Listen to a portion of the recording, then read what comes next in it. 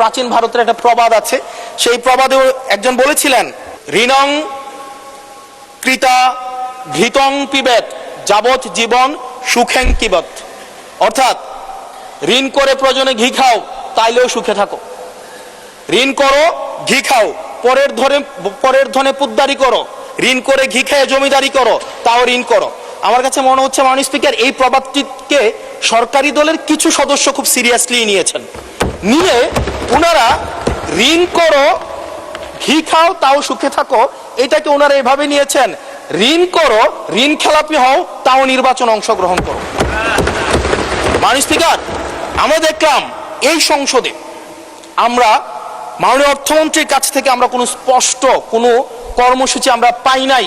কিভাবে ব্যাংকগুলোকে যেভাবে দলীয়করণ করা হয়েছে, ব্যাংকগুলোকে দীর্ঘ 17 বছর ধরে ব্যাংকের টাকা ঋণের নামে যেভাবে বিদেশে পাচার করা হয়েছে, সেই পাচারকৃত টাকাকে কিভাবে উদ্ধার করা হবে, সেটার কিন্তু সুস্পষ্ট আমরা কোনো পলিসি পাই না মাননীয় স্পিকার।